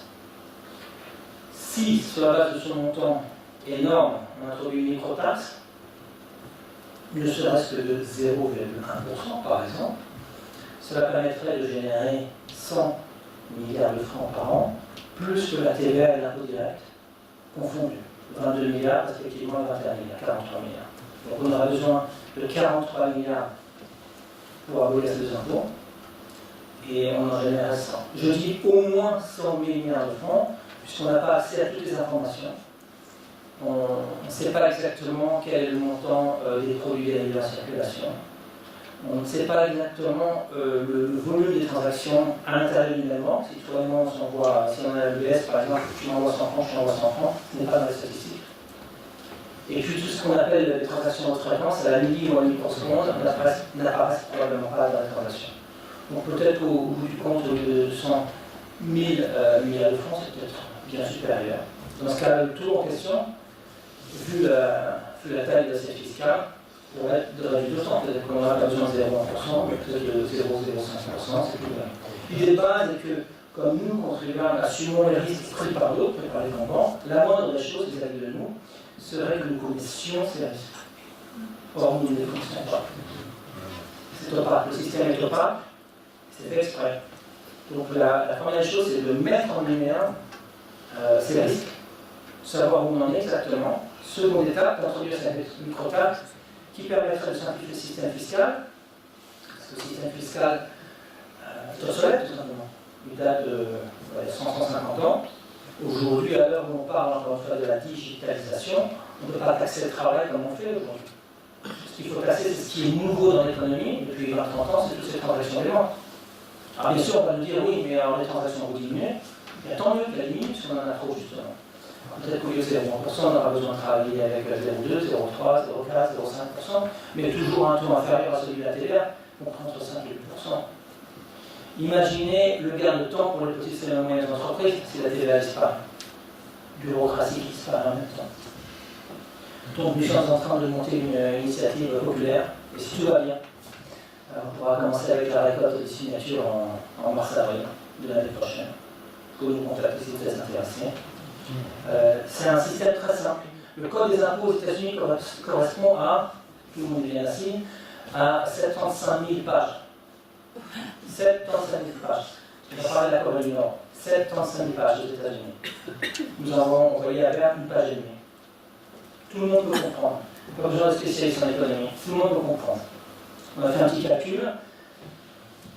Une famille qui perçoit 100 000 francs par an, hommes et femmes par exemple, si la TVA disparaît et si ce micro-impôt est introduit, pourrait économiser 4 500 francs par an. Bon, juste pour donner une idée. Une famille qui perçoit 100 000 francs économiserait 4 500 francs par an. Alors, un point aussi que je vais mettre en lumière, c'est qu'il ne s'agit pas de ce qu'on appelle une flat tax, comme on paye la même taxe. La progressivité de l'impôt demeure, c'est-à-dire que les familles plus riches ou bien plus riches effectuent plus de transactions, parce qu'elles disposent d'un portefeuille d'actions, d'obligations, très bien. Ces portefeuilles ne restent pas négatifs. On achète, on vend, et sur cette base, plus de transactions. Une famille simple va juste payer ses factures, on paiera peut-être 0,1%, c'est l'exemple du total. Une famille qui dispose de revenus bien plus élevés, va non seulement payer ses factures, mais va aussi effectuer des transactions sur la base de son portefeuille d'actifs, d'actions, d'obligations. Excusez-moi. Paiement électronique, mais alors c'est vraiment tous les paiements. Tous, vous allez chez le coiffeur, au restaurant, vous allez en commun, tout ce qui est électronique. C'est un point important, cela. Ce n'est pas la Tobin Tax. La Tobin Tax, vous en avez entendu parler. Ce n'est pas la Tobin Tax pour deux raisons. D'une part, comme vous le mentionniez, il s'agit de taxer tous les paiements électroniques. Pas seulement, comme cela serait le cas avec la Tobin Tax, ceux qui sont liés aux actions, aux obligations, coiffeur, restaurant. Vous avez par exemple vous retirez 100 francs, payez 10 centimes. Directement, bon, là c'est terminé. Ça va développer les gens qui vont payer en liquide. Oui, mais on n'est pas payé, moi je ne suis pas payé, encore une fois je reviens à l'exemple de l'enveloppe, je ne suis pas payé à l'enveloppe, on est tous payés électroniquement. Donc l'argent est sur notre compte électroniquement, vous retirez en cash parce que vous avez besoin de liquide, vous payez l'impôt, c'est terminé, parce que vous avez le liquide après, on ne va pas contrôler ce que vous faites. C'est plus simple. Mais pour avoir du liquide, il faut passer tout de même par la case d'État, c'est ça, vous le retirez le liquide. Et ce n'est pas la pertinence pour une seconde raison, c'est qu'il ne s'agit pas de rajouter un nouvel impôt, on en a déjà assez, mais de faire disparaître, de réduire et éventuellement de faire disparaître d'autres impôts.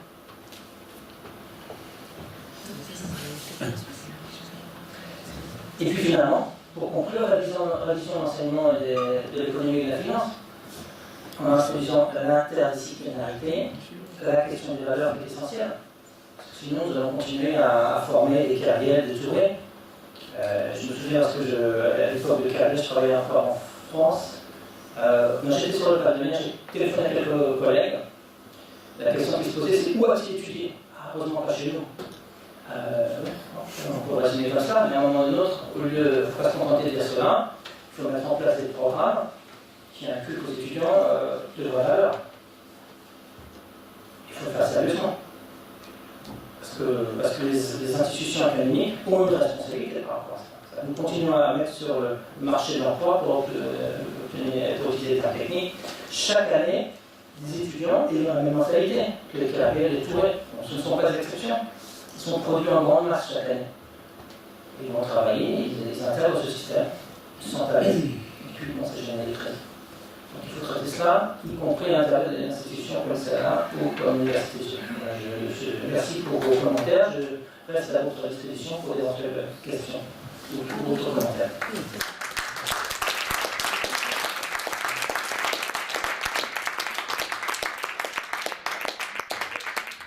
Une question sur le numéro 4. Oui. Veiller à ce que le bonus soit en adéquation avec les profits. Qui peut veiller, ce n'est pas les petits actionnaires, parce qu'on n'a rien à dire au bonus qui profite. C'est Dougal, il décide de son salaire et de son bonus. Oui, vous avez raison. Ici, j'ai écrit un principe. Maintenant, il faut arriver à décliner le principe pratiquement. Donc là, il faut des citoyens. On a la chance de vivre dans un pays où les initiatives populaires existent. Il y a eu une initiative militaire à l'époque, ça n'a pas vraiment porté ses fruits. Mais il faut être actif. Il faut dire que les actionnaires jouent leur rôle aussi. Donc il faut des individus actifs. Effectivement, ça ne va pas tomber du ciel. Vous avez actuellement Ethos en Suisse, basé à Genève, qui essaie d'alimenter la décentralisation, mais Ethos ne représente qu'une minorité d'actionnaires. Donc je ne sais pas où c'est un problème. Voilà. Qui a inventé le bitcoin et à quoi ça sert et qu'est-ce que vous en pensez-vous? Moi, ce que j'en pense, c'est que c'est un nouvel avatar de la finance casino. Quelle est la valeur du bitcoin? Personne n'a idée de cette valeur. Si la valeur du devise est liée au produit, au PIB du pays.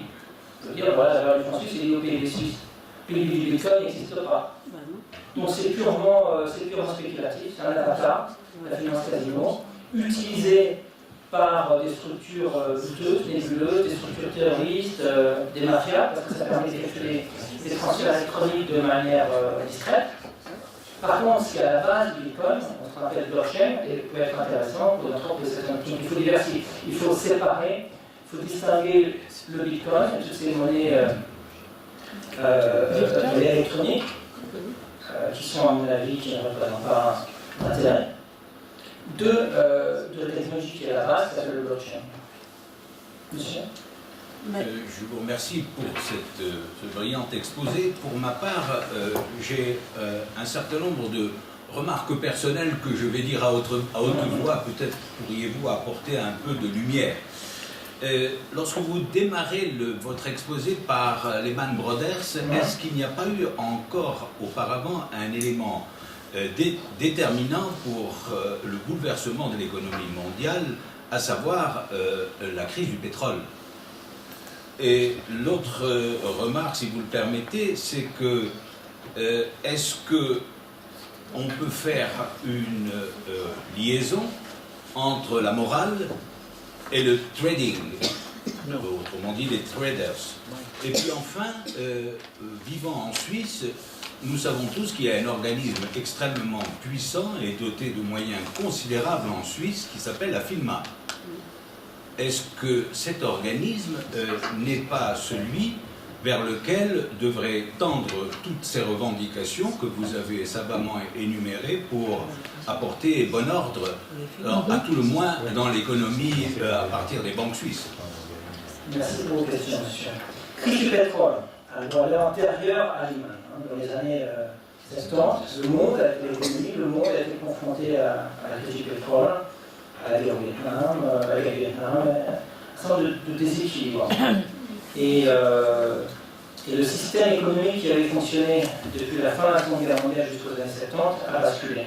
C'est un système lié à l'économiste Keynes, avec des dépenses de l'État, une certaine stabilité, moins de divergence entre les salaires les plus élevés et les salaires moins.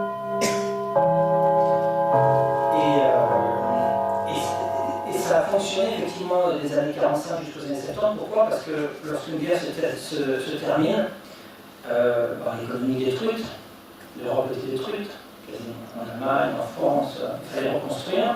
Et pendant une période de reconstruction, l'économie keynésienne fonctionne bien. C'est-à-dire que l'État intervient pour reconstruire les ponts, les autoroutes, les écoles, les universités, très bien. s'assurer que les entreprises puissent produire des frigos, des voitures. Puis après ça, quand on arrive à un certain niveau, le système commence à se bloquer. Il s'est bloqué. Et donc les responsables politiques à l'époque, dans les années 70, ont cherché d'autres idées. Et qui était prêt? Bon, l'école dite néolibérale était prête. Et là, c'est un changement assez radical. C'est-à-dire, quelle idée de base, c'est de se développer des vagues de privatisation et de dérégulation. Dérégulation. Et voilà, donc ça a été mis en place dans les années 70. Et puis ça s'est passé de l'économie à la finance. Et tout était permis. Ce qui est paradoxal, c'est que la disparition de ces règles a généré en réalité d'autres règles. Règle principale, non écrite, c'est que le contribuable paye la facture, assume les risques des grandes banques chaque fois que le système dérape. C'est une autre règle. Quand tu en écrit. Voilà, donc il y a tout un système de causes et d'effets qui sont mis en place, mais encore une fois, la crise du pétrole est antérieure à la faillite de Lehman. Un grand écart à la faillite de Lehman est la conséquence de la mise en place d'une sorte de finance casino après la crise du pétrole, après la guerre du Vietnam, et ces déséquilibres s'approfondissent au fil du temps. Et s'approfondissent, c'est-à-dire que Lehman, peut-être d'autres demain, tombent en faillite. L'image que je pense, souvent celle d'une voiture qui conduirait dans le brouillard toujours plus vite. On ne sait pas quand l'accident a lieu, aura lieu, il aura lieu dans un autre. Donc quand il n'y a pas d'accident, il n'y en a pas, effectivement. Puis on dira, oui, bien sûr, elle conduit dans le brouillard, on va changer quelque chose, on va changer un pneu, puis on va continuer comme ça. Seconde question, le lien éventuel entre la morale et le trading, il n'y en a aucun dans la formation. Donc dans la formation des traders, aucun. Donc on peut espérer qu'ils aient leur propre morale personnelle, parce que l'on a certains problèmes. Ceux qui le souhaitent peuvent aller à l'église le dimanche, ça n'a rien à voir avec le monde économique, non? Avec le monde académique, non, bien sûr que ça a à voir. Parce que les professeurs dans le domaine sont en position de faire le lien entre l'économie et la morale, de montrer des exemples avec Carrière, Touré, etc. Que les dérèglements moraux génèrent un risque systémique pour l'économie. Troisième question, la FINMA. Alors oui, la PRI pourrait penser que vous avez raison. La FINMA recrute plutôt des juristes, puis elle a le contact des grandes banques, et les interlocuteurs sont des gens qui ont étudié les maths et la finance, et les langages sont complètement différents. Donc le juriste est impressionné par le langage mathématique, et les financiers se grattent dans ce langage mathématique pour dire vous voulez le monde des scientifiques, les juristes ne comprennent pas. On est scientifiques. Donc il y a une incompréhension à la base. Simplement, ce langage mathématique est surfait, dans le sens où les mathématiciens sont capables de prouver des théorèmes, ils le font très bien, mais ils ne sont pas en situation de vérifier la véracité des hypothèses financières. Donc on peut prouver n'importe quoi sur la base d'hypothèses fausses.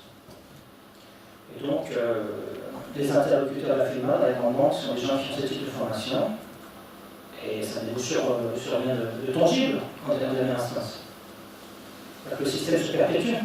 Par exemple, pour revenir à la FINMA, se perpétue elle-même.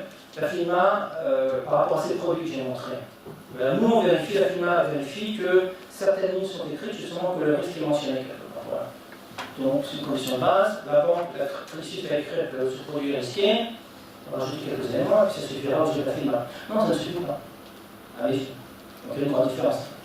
Donc la FINMA ne souhaite pas s'investir plus sur cette question. Alors c'est un fait. Une question. Est-ce que vous avez une question? J'espère. Enfin, on restera après. Monsieur. J'ai une remarque et deux questions. Oui. Ma première remarque, outre de te remercier de ton excellence, c'est de comprendre pourquoi tu n'es là que devant 80 personnes ou 50 personnes. Tu devrais être dans le stade de Suisse et il devrait y avoir des queues qui attendent pour la deuxième session. Ma première question, ça a trait à Lehman Brothers. Je me suis très intéressé à la question et j'avais entendu dire que c'était encore pire que ce que tu décris comme du casino, c'était du kindergarten. Il y a les deux chefs de Goldman Sachs et de Lehman Brothers qui viennent de la même université, je crois que c'est Stanford, et qui se sont toujours bagarrés comme des gamins. Et la chute de Lehman Brothers, à la base, c'est cette antinomie et cette bagarre de ces deux monstres. Alors, ma question c'est, en fait, Lehman Brothers n'étaient pas aussi malades qu'on l'a dit. Ce que tu as décrit là était en partie vrai. Et que... Donc en partie faux. Bah, bien sûr. Ah bah bien sûr. Non mais c'était pas encore si malade. Et ça a été achevé d'entente avec le politique bien sûr et les autres grandes banques. Bon, ça c'est ma première question. Ma deuxième question, comment régler la question du too big to fail, par exemple, de nos deux grandes banques? Est-ce que la microtaxe suffirait?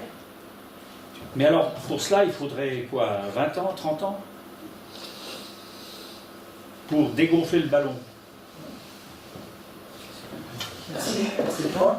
Alors, effectivement, Richard Fuld, l'ancien directeur de Lehman Brothers, avait une personnalité très particulière, on va dire. Il s'est fait beaucoup d'ennemis, y compris probablement vis-à-vis du directeur de Goldman Sachs. Si vous regardez ce film, Insider, vous verrez un individu, on se demande parfois si c'est un mafieux. Il utilise des termes très très violents. Du type, on va leur arracher le cœur vivant. Voilà, un terme comme ça. Directeur du grand banque. Je suis mot pour mot. Donc, lorsqu'on s'exprime de cette manière, il est clair qu'en France, on ne fait pas que des amis. Donc, vis-à-vis de Goldman Sachs et vis-à-vis d'autres banques. Puis je l'ai indiqué précédemment, c'est-à-dire que Paulson était un ancien directeur de Goldman Sachs. Et ça a arrangé Goldman Sachs que Lehman disparaisse. Comme avec l'exemple de la voiture, Goldman Sachs n'est pas resté inactif, a tout fait pour que ce soit le cas. Mais je confirme que Lehman était malade, et pas seulement Lehman. Quand on a autant de dettes et autant de produits dérivés, c'est qu'on est malade. C'est une maladie, on a fait un plaisir, c'est une maladie.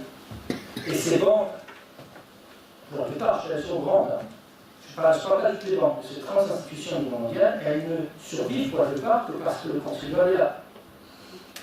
Elles disposent de tellement d'avantages, et donc ici, Lehman n'est pas une exception, tellement d'avantages, donc encore une fois, c'est garantie implicite de la part des contribuables.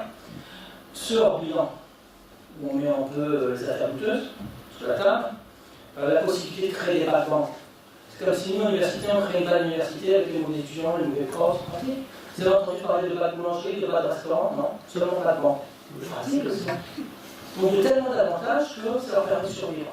Si ces avantages disparaissaient, fort probable que d'autres grandes banques aient aussi disparu. Donc, moi, je confirme ce que je disais, c'est-à-dire que Lehman était malade, et pas seulement Lehman. Et les autres le sont aujourd'hui. Après ça, ou too big to fail, comment on résout ce problème? Et la microtaxe n'est pas la solution à tous les problèmes. C'est une solution. Too big to fail. Et par exemple, lorsque le contribuable est intervenu pour renflouer UBS, il a fallu dire ok, on intervient, maintenant on va changer les règles. D'abord, il a fallu que UBS, comme toutes les autres entreprises, tombent en faillite. Donc que l'État en Suisse laisse UBS tomber en faillite et rachète, nationalise UBS juste après, comme ça a été fait en Angleterre avec deux banques, pour vendre après ça, assainir la situation et vendre UBS aux investisseurs. C'est la règle de base. En économie, l'entreprise tombe en faillite, si elle est stratégique, et c'est le cas pour UBS, on la nationalise, puis on la revend. Et on s'arrange à la revendre justement pour éviter ce problème à l'avenir, c'est-à-dire que la banque en question soit peut-être divisée, mais qu'elle ne soit plus tout big to fail. Il y en a plusieurs passages UBS, il y a plusieurs UBS qui soient revendus, et on résout le problème, ça n'a pas été fait. Donc on a conservé un mastodonte qui roule à toute vitesse, pour reprendre l'exemple de la voiture, comme c'est traditionnel, en attendant le prochain accident. Donc comment on résout cela? Soit on profite un peu entre guillemets d'un accident pour dire on répare, maintenant on va changer les règles, clairement. D'abord on va limiter les bonus, on va donner des bonus quand la succès, et puis la banque sera plus utile, plutôt vite que faire, et si elle prend des risques, elle va disparaître. Voilà, c'est ça qu'il faudrait faire. Bon, on ne va pas attendre le prochain accident, mais il faudra intervenir pour qu'au niveau législatif, on puisse s'assurer que les entreprises aient des tailles raisonnables par rapport au pays de la Suisse. La Suisse est plus petite que d'autres pays, donc il faut qu'il y ait un administrateur qui ait un rapport avec la taille de la Suisse. Voilà, j'ai essayé de répondre. Des questions intéressantes, on pourra faire une discussion avec plaisir. J'ai vu qu'il y avait d'autres questions derrière. Oui, bonjour. Bonjour. J'ai beaucoup aimé votre présentation du CDS, très bien, très bien. Et c'est vrai qu'il y a un certain problème moral dans le CDS. Mais j'ai une question plutôt sur l'endettement. Sur l'endettement. Sur l'endettement, vous avez dit la quantité de dette ne devrait jamais être supérieure au PIB. Pourquoi? Non, je précise que le objectif, ça on peut discuter si c'est 100% du PIB, 120%, 80%, mais 3 fois le PIB mondial, sans qu'il y ait de guerre, de révolution en Europe en particulier, au niveau mondial, c'est surprenant, c'est ça que je dis. C'est ça que j'ai dit. Maintenant, je ne suis pas en train de dire que ça doit être exactement inférieur au PIB. Donc ça soit raisonnable. 300%, ce n'est pas raisonnable, ça je suis en train de dire. Mais ne comptez pas sur moi effectivement pour donner un chiffre précis. Je suis d'accord avec vous. Parce que sinon le PIB, on peut le considérer sur 5 ans et ça sera plus grand que l'endettement. Sur 5 ans Ouais, parce que l'endettement il reste le même, qu'on élargit la période de temps. Moi je prends l'endettement à un instant donné, 2017 par exemple, je le compare au PIB mondial en 2017. Je compare ce qui est comparatif, oui. Mais je suis d'accord avec vous, je ne suis pas en train de dire qu'il faut que ça soit exactement inférieur. Si c'était par exemple 300%, si c'était 150%, ça supérieur au PIB mondial, mais ça serait bientôt raisonnable. Et puis, il n'y a pas seulement ça, c'est la dynamique. La dette, actuellement, croît plus vite que le PIB, et ça, c'est un vrai problème. Parce que la durée d'un an, elle est arbitraire aussi. C'est une limite de temps qu'on choisit plus souvent. C'est arbitraire, mais c'est ce qui est choisi. Et encore, ici, je suis prudent, dans le sens où, en fait, le niveau de dette est supérieur. Si vous ouvrez un compte dans une banque online, comme on dit, vous déposez 1000 francs sur votre compte et vous allez créditer très souvent de 99 000. Pourquoi vous inciter à jouer, à acheter, à passer les positions, à effectuer des transactions? Parce que la banque online va bénéficier à chaque transaction d'un point de commission. Et ces 99 000 ne sont pas comptabilisés dans la statistique que j'ai fournie, ils n'apparaissent pas. Donc c'est probablement supérieur aux 300%. Oui. Non, je vous en prie. Voilà. Si je sais bien, finalement, toute la réglementation qui a été mise en place suite à Lehman Brothers, BAL 3, etc., ça n'apporte pas de grands bénéfices. Et votre principe de base, c'est que ces banques systémiques, si elles avaient un problème, elles bénéficieraient forcément d'une garantie implicite. C'est une question. C'est ça. Eh bien, en tout cas, elle le pense. C'est ça, c'est Lehman Brothers. Oui, mais là, Aussi. on est plus, Et puis, chez Lehman Brothers. Non, n'importe, à l'heure n'importe. d'aujourd'hui, par rapport à ces 30 institutions systémiques globales. Oui, ces 30 institutions pensent comme à l'époque Lehman de penser. Qu'en cas de problème, le contrôleur interviendra. Ça peut être vrai, ça peut être faux. Pour Lehman à l'époque, ça a finalement été faux. Pour ce qui pourra se passer à l'avenir, on verra. Une chose est claire, c'est que si demain, par exemple, dans un pays comme la Suisse, UBS et Crédit Suisse ont en même temps des difficultés, ça va être difficile d'intervenir sur les deux. En France, si les 3 grandes banques ont des difficultés en même temps, ça va être difficile. Aux États-Unis, si Goldman Sachs, Citigroup, Bank of America en même temps on n'est pas, ça va être délicat. Donc maintenant, pour revenir à votre première question, il serait extrait de dire que ça ne servait à rien. Ça serait simplificateur, je ne suis pas en train de dire ça. Il y a eu des avancées et d'autres, et parfois des reculs. Mais la réglementation est trop complexe, elle peut être contre-productive, et en dernier sens, elle ne résout pas les problèmes de fond. Je ne suis pas en train de dire que tout est négatif, en dernier sens, je dis qu'elle ne résout pas, cette réglementation ne résout pas les problèmes de fond. Parce que les banques tout fait sont encore plus gros, plus importantes. Il y a des différences, etc. Mais j'ai une autre question en fait. On peut effectivement se poser la question de la taille des délais pour toutes sortes de raisons. Mais finalement, les problèmes des banques, quand ils apparaissent, sont assez classiques. C'est-à-dire un problème de qualité d'actifs un problème de financement, d'accès au financement, avec des problèmes de liquidité. Et donc, vous axez toute votre discussion sur les dérivés. Oui, je confirme. Parce que les médias ne le font pas, parce que les politiciens ne le font pas. J'ai été en contact avec un journaliste qui m'a dit quel problème du bilan emprunt, c'est ce qui est en dehors du bilan. Et ce n'est pas un problème classique, parce que ce hors-bilan gigantesque, il n'existait pas il y a 50 ans. C'est que c'est un phénomène nouveau. Ces produits structurés, ces produits complexes, c'est un phénomène nouveau, dont on ne parle pas dans les médias, c'est pour ça que j'en parle. Et la faillite, c'est un élément clé pour comprendre la faillite Lehman, et pour comprendre ce qui se passe aujourd'hui, puisque les volumes demeurent semblables. Donc, non, ce n'est pas classique. C'est un phénomène récent. Si je comprends bien, je peux poser juste une question. Je suis historien. Pour la question de Maurice. Alors ça, en fait, c'est plus une remarque, mais si je comprends bien, tu es dans le dilemme dans ton enseignement d'enseigner ta science et puis de révéler les faits, l'existence, avec toute la dichotomie que ça représente. Non, pour moi, ce n'est pas un dilemme. La science n'est pas statique, elle doit évoluer, et j'essaie d'expliquer aux étudiants dans quelle direction elle devrait évoluer. Voilà. Moi, il n'y a pas de dilemme, il n'y a pas de contradiction à ce niveau-là. J'essaie de montrer l'état de la science aujourd'hui et de critiquer la soi-disant science, qui n'est pas capable de se remettre en question. Chaque fois marquer la différence. Qui utilise les mêmes paradigmes maintenant que ceux qu'il y a 10 ans, il y a 20 ans. Entre-temps, c'est passé beaucoup de choses.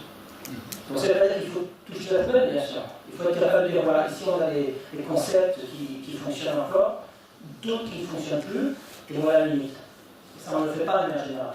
Donc non, pas de prise de conscience à ce niveau-là, j'essaie de faire d'expliquer ce que j'ai compris, et de générer une discussion. Cette discussion m'intéresse d'une minorité d'étudiants, c'est déjà ça. Il n'y a pas de contradiction. Ce que je voulais dire, c'est l'être et ce qui devrait être. Oui, on peut résumer ça, mais ce n'est pas un problème en soi. Le statut actuel, l'état actuel des choses, et comment ça devrait évoluer. Je te laisse gérer. Voilà, je crois que... madame, encore une petite question alors. Rapide. Vous avez prêté l'ordinateur, donc je crois qu'on peut vous laisser la poser. J'aimerais vraiment que vous m'aidiez à comprendre la perspective un peu historique derrière le développement de ces produits structurés dont vous parlez. On n'entend rien. Pour mieux comprendre la perspective historique du développement de ces produits structurés, dans quel contexte ils sont arrivés et qu'est-ce qui a permis leur arrivée. Jusqu'aux années 99, vous aviez ce Glass-Steagall Act aux États-Unis et des lois semblables ailleurs dans le monde, en particulier en Europe, qui réglementaient ces produits. Donc, on ne pouvait pas tout faire. Ces lois ont roulé en éclat en 1999, tout devenait possible. Sur cette base, dans les banques, ils ont recruté dans les grandes banques, il y a eu la fin de la guerre froide.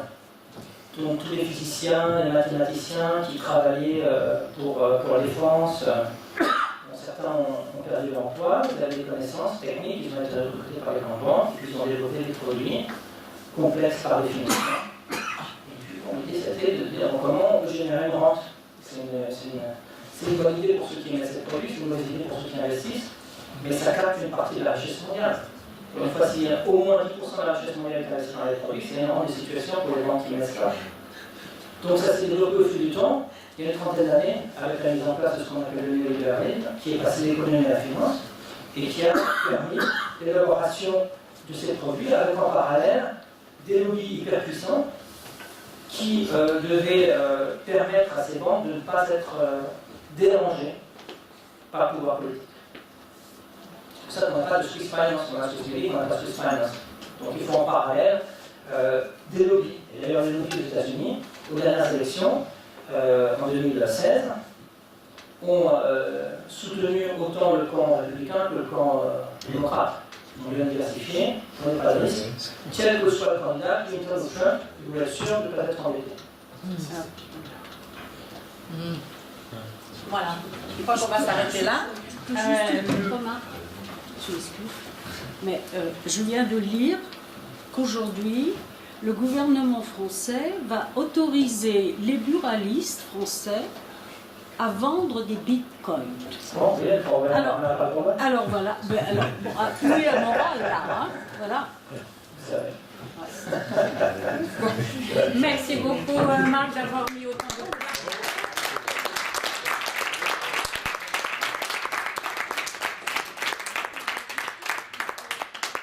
Merci pour vos questions et vos commentaires.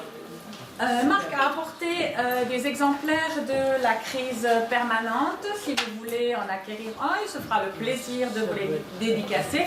L'édition, la nouvelle édition, ainsi pour 11 francs, tu as dit, celui-ci, et l'ancienne édition. Parce que j'en ai pas la nouvelle édition, malheureusement. J'ai pris les deux au cas où. D'accord. Alors, je vais me charger de les vendre et Marc se fera un plaisir de vous les dédicacer. Si vous voulez encore lui dire quelques mots en privé.